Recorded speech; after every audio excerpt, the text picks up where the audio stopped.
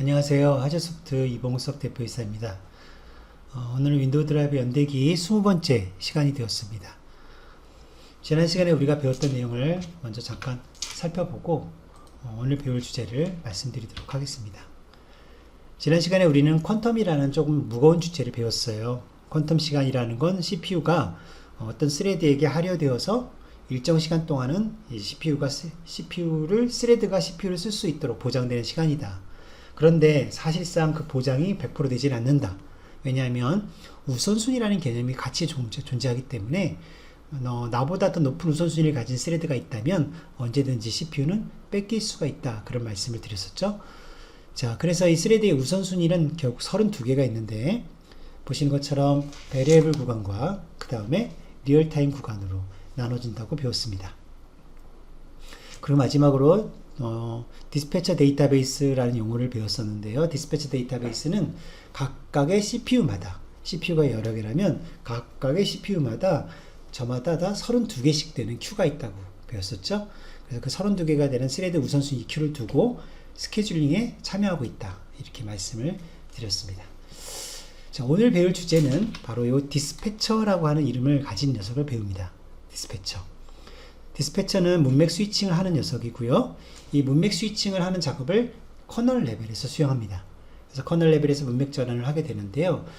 이 문맥 전환이라는 건 결국 스레드를 하나 두고 이 스레드가 CPU를 쓰고 있다가 일정 시간 조건이 되면 이 CPU를 다른 스레드에게 이렇게 넘겨주는 작업을 문맥 스위칭이라고 하는데, 이런 작업들을 하는 이 디스패처가 존재하는 위치가 딱히 어디 정해져 있다 이런 건 아니고요.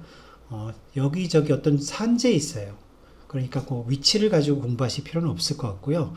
디스패처가 언제, 왜 호출되는가 이런 것들 위주로만 살펴보시면 될 것 같습니다.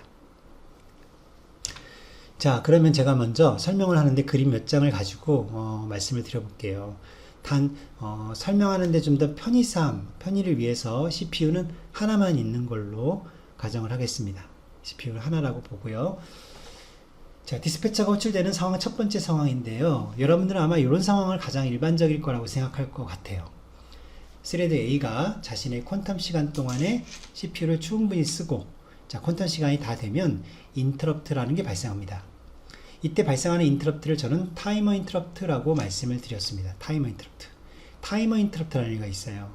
굉장히 자주 발생하는 인터럽트인데, 이 타이머 인터럽트를 발생했을 때 IRQ 레벨을 한번 보도록 하겠습니다. 잠깐. 자, IRQ 레벨을 보면 우리 스레드가 동작할 때 IRQ 레벨은 0번이죠. 0번. 우리 패시브 레벨이라고 부릅니다. 패시브 레벨. 자, 그러다가 인터럽트가 발생했습니다. 인터럽트 핸들러가 제어를 가져갔죠. IRQ 레벨을 XX. 그러니까 분명히 충분히 높은 레벨이라는 뜻이에요. 그러니까 제가 이 값을 이제 특별히 명시하진 않았지만 충분히 높은 레벨이다. 이렇게만 생각하시면 돼요. 자, 어떤 충분히 높은 레벨을 가진 어떤 타이머 인터럽트 핸들러가 이렇게 인터럽트를 걸어서 스레드 A 코드를 잠깐 멈추게 하고 자기가 제어를 받았습니다. 그런데 이 타이머 인터럽트 핸들러가 이제 자신의 그 IRQ 레벨에서 작업을 하는 게 아니고 보시는 것처럼 다시 2번 레벨로 낮추게 됩니다. 그러니까 IRQ 레벨을 2번으로 낮추게 되는데 우리는 이 2번 레벨을 디스패치 레벨이라고 불러요. 디스패치 레벨. 왜 디스패치 레벨이라고 부르냐면 디스패처를 호출하는 레벨이기 때문에 그래요. 디스패처를 호출하기 때문에. 그래서 디스패치 레벨이라고 부르는 2번 레벨에서 이제 타이머 루틴, 타이머 DPC 루틴이라는 걸 호출합니다. 자, 이거는 타이머 인터럽트 핸들러이기 때문에 타이머 인터럽트 핸들러가 두고 있는 별도의 루틴이에요. 이 루틴의 특징은 IRQ 레벨이 2번 레벨에서 호출된다는 그 특징을 가지고 있습니다. 자, 그래서 타이머 DPC 루틴이 이렇게 제어를 가져온 다음에 본인이 직접 누구를 불러요? 디스패처를 부르죠. 그러니까 이 디스패처를 지금 부르지 않습니까? 그쵸? 그래서 여기서 문맥 스위칭이 일어나겠죠? 그리고 인터럽트가 지금 발생한 조건이니까 인터럽트가 복귀하는 형식을 가지고 이렇게 돌아가면 바로 스레드 B로 싹 바뀌어 있는 겁니다. 그러니까 CPU가 스레드 A 쪽에 가 있다가 CPU가 스레드 B로 넘어가는 거죠. 그쵸? 이렇게 인터럽트 복귀 방식으로 이제 문맥 스위칭이 되었습니다. 자, 이와 같은 상황이 여러분들이 생각하는 가장 일반적인 상황이죠. 퀀텀 시간을 다 썼으니까 당연히 스레드 A는 이제 스레드 B로 CPU를 넘겨주는 게 당연한 거잖아요. 그래서 그 흐름상에서 디스패처가 이렇게 호출된다는 점을 꼭 기억하시고요. 디스패처가 몇 번 레벨에 호출된다고요? IRQ 레벨? 바로 2번 레벨에 호출된다는 거, 이것도 기억하셔야 되겠습니다. 자, 두 번째 그림입니다. 두 번째 그림은 어떤 상황이냐면, 이번에는 스레드 A가 자신이 퀀텀 시간을 다 쓰지 못하고 중간에 갑자기 인터럽트가 발생한 상황을 말씀드리겠습니다. 자, 이 상황은 뭐냐면 퀀텀 시간을 다 쓰지 않아도 인터럽트는 발생할 수가 있거든요. 여러 가지 이유에서.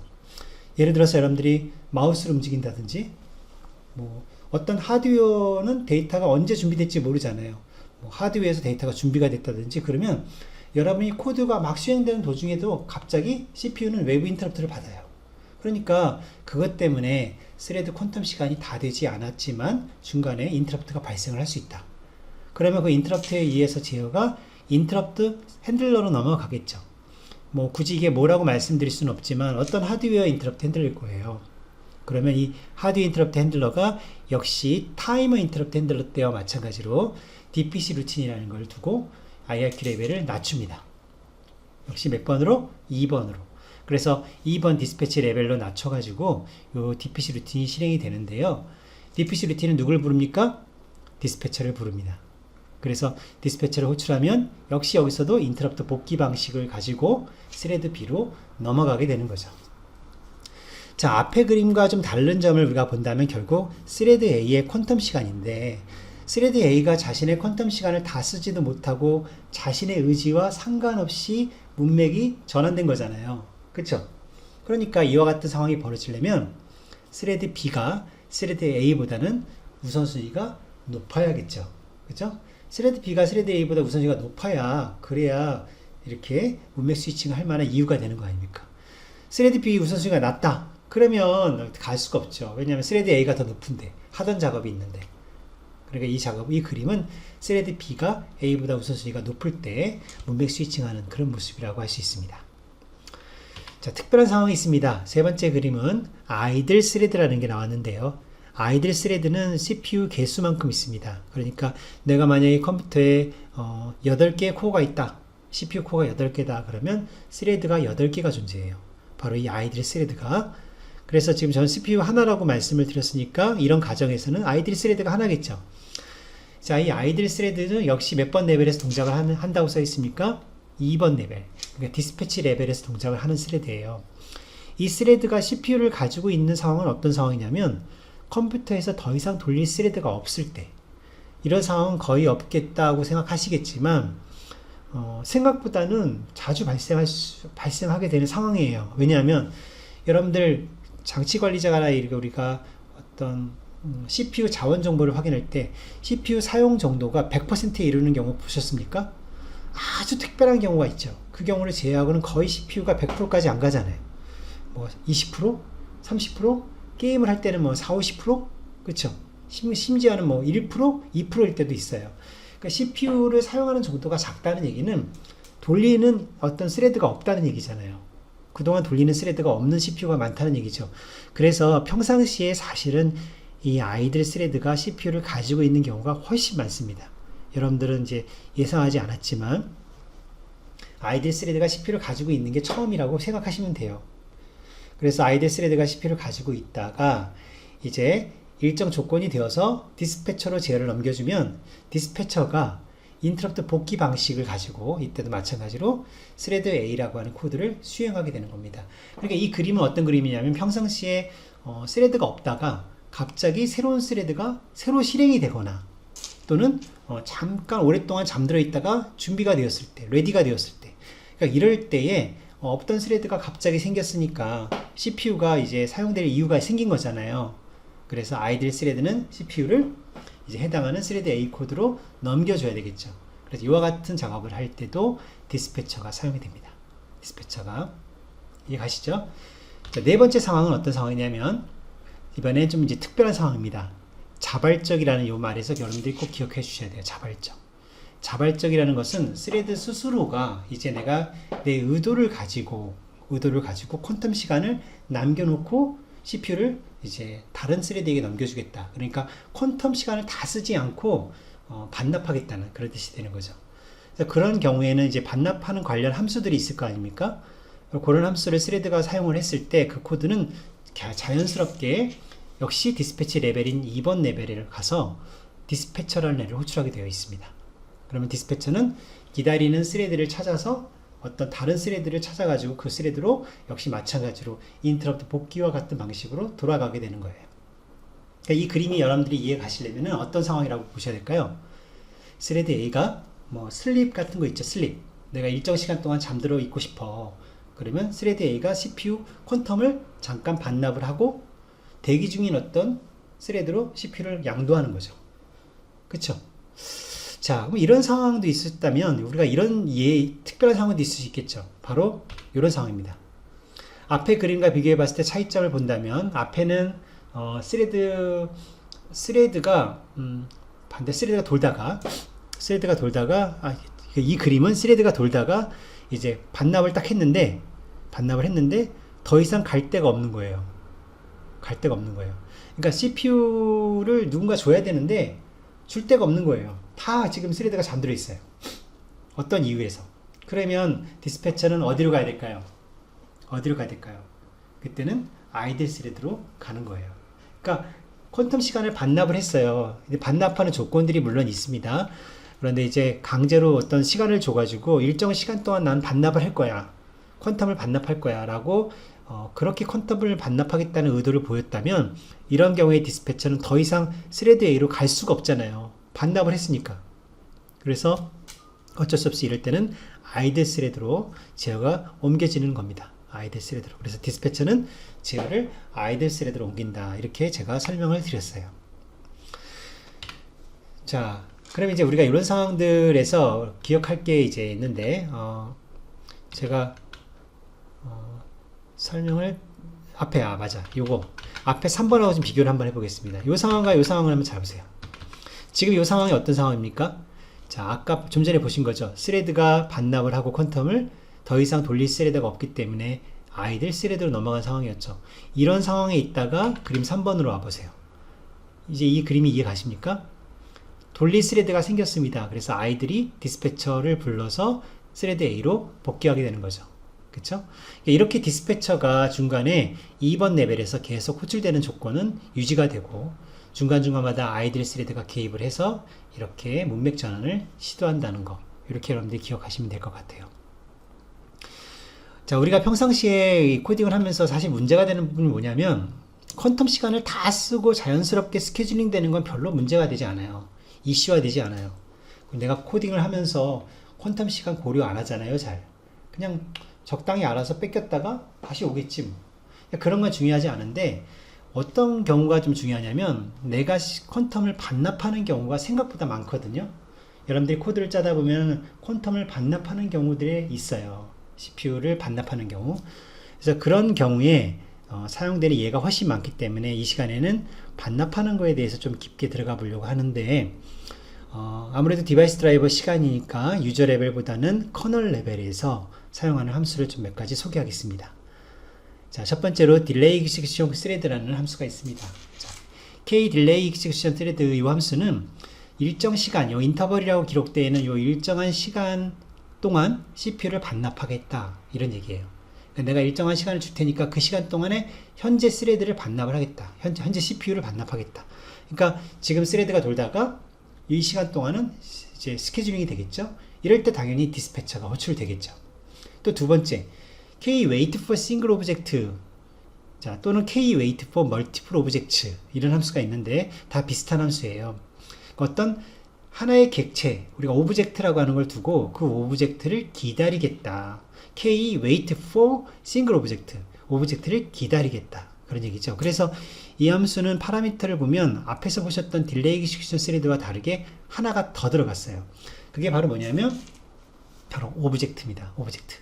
그래서 여기 어떤 오브젝트가 파라미터로 들어감으로써 이 오브젝트가 나중에 시그널 되면 돌아오겠다. 그런데 시그널 되지 않으면 맨 마지막에 지정한 타임아웃, 즉 인터벌 시간으로 우리가 지정한 타임아웃 시간이 되면 알아서 돌아와라. 이런 얘기가 되는 겁니다. 이해 가시나요? 그러니까 결국 인터벌 시간 이후에 돌아오거나 그것도 아니면 이 오브젝트가 시그널 되었을 때 돌아오거나 이렇게 조건을 줄 수 있다는 거죠. 정말 많이 쓰여요. 이 함수 k wait for single object 정말 많이 쓰입니다. 여러분들이 꼭 숙지해야 될 함수 중에 하나가 될 것 같은데, 자, 이때 사용하는 오브젝트엔 우리가 뭔가 들어있을 텐데, 그 들어있는 게 뭐냐면 바로 디스패처, 앞에서 배웠던 그 디스패처가 참조하는 어떤 정보가 들어있어야 돼요. 반드시 들어있어야 돼요. 그래서 이 오브젝트 안에는 디스패처가 참조하는 정보가 들어있다는 그런 의미에서 이 오브젝트를 디스패처 오브젝트라고도 불러요. 디스패처 오브젝트. 그러니까 우리가 디스패처 오브젝트를 반드시 첫 번째 파라미터로 넣어주셔야 된다는 겁니다. 그렇다면 이 디스패처 오브젝트가 어떻게 생긴 구조를 가지고 있을까요? 자, 그 구조를 한번 살펴보도록 하겠습니다. 디스패처 오브젝트의 종류가 나왔죠? 자, 디스패처 오브젝트라는 건 먼저 뭘 말하냐면, 우리가 일반적으로 오브젝트라는 거 우리 앞에서 배운 적 있었죠? 뭐가 있었죠? 드라이브 오브젝트, 또 디바이스 오브젝트, 다 배우셨잖아요. 근데 그런 오브젝트들은 전부 오브젝트 헤더라는 게 있어요, 앞부분에. 그런데 이게 숨겨져 있습니다. 숨겨져 있다는 말은 뭐냐면, 우리가 사실 표면상으로 사용하는 주소가 있을 거 아니에요. 뭐 디바이스 오브젝트의 주소, 드라이브 오브젝트의 주소. 거기는 바로 요 빨간색으로 표시되어 있는 요 부분을 나타냅니다. 즉, 이 부분 아래만 접근할 수 있도록 이 주소가 여러분들이 드러나서 사용이 되는 거거든요. 그러니까 내가 만약에 오브젝트인데 오브젝트 헤더에 접근하고 싶다 그러면 어떻게 하셔야 된다는 거예요? 바로 여러분들이 알고 있는 그 오브젝트에서 어느 정도 오프셋을 빼주면, 위로 빼주면 거기가 바로 오브젝트 헤더가 숨겨 있는 부분입니다. 자, 그럼 이제 우리 오브젝트 헤더 외에 나머지를 오브젝트 바디라고 부르는데, 이 바디를 사용하는 여러 가지 종류의 오브젝트들이 있습니다. 지난 시간에 배웠던 디바이스 오브젝트, 드라이브 오브젝트, 그리고 여기 나와 있는 K 이벤트, K 스레드, K 프로세스, K 타이머, 뭐 이런 것들이 다 오브젝트 바디를 가지고 사용하는 구조체라고 할 수가 있는데, 그런 애들 중에서도 바로 K 이벤트, K 스레드, K 프로세스, K 타이머와 같은 애들은 이 구조체 앞부분에 디스패처 헤더라고 하는 그런 구조체를 하나 넣어놓고 있어요. 그러니까 모든 오브젝트가 다 이 디스패처 헤더를 가지는 건 아닙니다. 근데 이 디스패처 헤더를 가지고 있는 오브젝트들을 우리가 별도로 디스패처 오브젝트 이렇게 부르는 거예요. 디스패처 오브젝트. 이해하셨죠? 자, 이 오브젝트, 디스패처 오브젝트에 들어있는 디스패처 헤더에는 도대체 어떤 내용이 들어있냐 보니까 왼쪽에 이런 구조체가 보이죠? 구조체의 내용이 보입니다. 이 중에 맨 마지막 필드를 보면 웨이트 리스트 헤드라는 이름을 가진 필드가 있는데, 이게 리스트 엔트리라는 구조체로 되어 있습니다. 리스트 엔트리는 다음에 제가 한번 소개해 드릴 거예요. 링크드 리스트 아시죠? 링크드 리스트. 그래서 우리가 연결 리스트를 만들 때 사용되는 그 연결 포인터를 관리하는 그런 구조체인데, 바로 이 구조체가 가장 중요해요. 이 디스패치 헤더에 있는 내용들 중에서 가장 중요한 건 바로 웨이트 리스트 헤드라는 거. 그럼 얘가 뭐를 가리키도록 되기 때문에 그럴까? 여러분들 한번 생각해 보세요. 뭘 가리키도록 되기 때문에 그럴까? 다시 앞으로 돌아와서 여러분이 혹시 이 K 웨이트 for single 오브젝트를 썼다고 가정해 봅시다. 그러면 이 함수를 썼다는 얘기는, 자, 지금 현재 스레드가 있죠? 그 스레드가 이 함수를 썼어요. 왜? CPU를 반납하기 위해서. 근데 조건이 있었죠. 이 오브젝트가 시그널 될 때까지. 그렇죠? 그러면 당연히 이 오브젝트가 시그널 될 때까지라고 했으니까 이 오브젝트에 이렇게 웨이트리스트 헤드라는 이 필드가 뭘 가리키도록 되냐면, 바로 현재 이 함수를 호출할 당시에 지금 나의 스레드를 가리켜야 되겠죠. 자, 이건 조금 어렵게 느껴질 수 있을 것 같은데, 자, 우리가 퀀텀 시간이 다 되어서 스케줄링이 되는 거라면 당연히 현재 내가 사용하던 스레드는 뭐 라운드 로빈이라든지 어떤 알고리즘에 의해서 스케줄링 후보로 들어갈 거예요. 자연스럽게. 그런데 이 퀀텀 시간을 반납을 했다는 얘기는 그렇게 스케줄링이 바로 될 수가 없죠. 스케줄링을 왜 되겠습니까? 지금 당장 뭐 돌지도 않을 건데. 그렇잖아요. 퀀텀 시간을 반납을 했잖아요. 자발적으로. 그러다 보니까 다시 얘를 깨우는 작업을 누가 해줘야 되는데, 이 잠들어 있는 스레드를 깨우기 위해선 그 스레드 정보를 참조할 수 있어야 되잖아요. 디스패처가 스레드 정보를 참조할 수 있어야 깨울 거 아닙니까? 그래서 스레드가 이 함수를 부를 때 현재 스레드의 그 주소가 바로 이 오브젝트, 첫 번째 파라미터로 전달되는 오브젝트의 디스패치 헤더 안에 웨이트리스트 헤드라고 하는 이 필드를 가지고 링크가 되는 거예요. 링크가. 그래야만 나중에 누가 이 오브젝트를 딱 접근했을 때 이렇게 포인터 따라가 보면 현재 잠들어 있는 스레드를 찾을 수 있을 거 아닙니까? 그쵸? 그래서 다음 장에 보시는 것처럼 예를 들어 우리 이벤트를 썼다고 가정을 해보자면 K-이벤트 같은 경우에는 K-setEvent라는 함수를 호출함으로써 시그널하는 효과를 주게 됩니다. 그러니까 앞에서 만약에 이벤트 여기 사용하는 이 오브젝트가 이벤트다, K-이벤트다 라고 가정해 볼게요. 그럼 어떤 K-이벤트를 두고 웨이트를 했습니다. 그러면 그 스레드는 이제 잠들었겠죠. 대신에 그 스레드 주소가 이 오브젝트의 웨이트 리스트 헤드라는 곳에 링크가 돼 있을 거 아닙니까? 이렇게. 그쵸? 그 상태로 다른 문맥에서, 별도의 문맥에서 여러분들이 set event, K set event라는 함수를 부를 때 첫 번째 파라미터로 바로 그 dispatch 오브젝트, 그러니까 이 K 이벤트 오브젝트를 넣어주시면 참조가 되는 거예요. 이렇게 돼야만 그 스레드가 다시 깨어날 수 있게 되는 거니까. 그렇죠? 그래서 K set event 함수 같은 게 대표적으로 그 dispatch 오브젝트에 시그널링 하는 그런 함수로 사용이 되고 있습니다. 두 번째 파라미터는 increment라고 하는 숫자인데요. 이 숫자는 이제 세 가지 파라미터가 쓰입니다. 0, 1, 2. 그래서 0, 1, 2 중에 세 개 중에 하나밖에 쓸 수가 없어요. 이게 바로 뭐냐면 우선순위를 보상해 주는 겁니다. 그러니까 결과적으로 지금 잠들어 있는 스레드는 자신이 사용하려고 했던 퀀텀 시간이 이만큼 있었는데 그걸 반납을 했잖아요. 일정 시간을 반납을 했으니까 set 이벤트를 이렇게 호출하는 당사자 입장에서 내가 저 스레드를 지금 깰 건데 쟤를 내가 좀 보상해 줘야겠어. 우선순위를 좀 보상해 줘야 되겠어.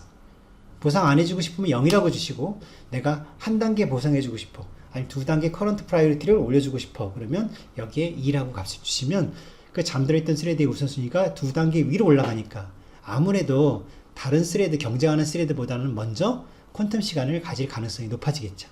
그렇죠? 그래서 인크리먼트라고 하는 이런 값이 존재합니다. 마지막 필드 웨이트는 보통 false를 주시는데, 굳이 true를 주신다고 하면 어떤 뜻이냐면 그 잠들어 있는 스레드가 지금 잠들어 있다가 이제 스케줄링 후보로 들어가서 깨어난다, 이제 스케줄링 후보로 들어가서 깨어난다 라는 게 확실하다, 확실히 깨어날 때, 그때 웨이트를 true를 주시면 이 함수가 리턴이 돼요. 그러니까 여러분들이 이 함수를 호출했을 때 이 함수가 원래는 그냥 바로 리턴하는 게 뭐 의미가 있는데 리턴을 안 하는 거예요. 여러분들이 이거 썼더니 언제까지 리턴을 안 하는 거예요? 그 대상이 되는 스레드가 깨어날 때까지. 깨어날 때까지는 기다렸다가 돌아오게 하는 뭐 특별한 용도로 사용될 수 있다고 생각은 들어요. 일반적으로는 잘 안 쓰는 것 같고, 그래서 여기를 false라고 주시는 경우가 더 많습니다. 자, 그래서 오늘은 디스패치에 대해서 배웠어요. 디스패치라고 하는 애가 문맥 전환을 하는 대표적인 그 중요한 핵심 도구라고 했었죠. 그래서 커널 레벨에서 수행되는 문맥 전환 담당하는 코드고, 여러 가지 상황에서 조건에서 디스패치가 호출될 수 있다 그런 말씀을 드렸고요. 특히 이제 우리가 실전에서 많이 사용되는 그 디스패처 헤더를 담고 있는 이 디스패처 오브젝트들이 있었습니다. K 이벤트, K 스레드, K 프로세스, K 타이머, 이런 어떤 오브젝트들을 우리가 활용하면서 이제 어떤 스레드가 그 오브젝트를 가지고 웨이트하게 되고 나는 반면에 깨우게 되고, 이제 이런 작업을 하면서 디스패처가 동작하는 그런 흐름을 이해할 수 있다라고 말씀드릴 수 있습니다. 조금 어려울 수 있을 것 같아요. 오늘 내용이 조금 빨리 진행을 했는데 다시 앞으로 돌아가셔서 잘 이해가 안 가시면은 다시 한번 반복해서 동영상을 충분히 보시고, 그래야만 우리가 다음 시간에 또 넘어가서 다른 주제로 여러분들하고 얘기를 할 수 있을 것 같습니다. 반드시 복습해 주십시오. 알겠죠? 감사합니다. 하지소프트 이봉석이었습니다.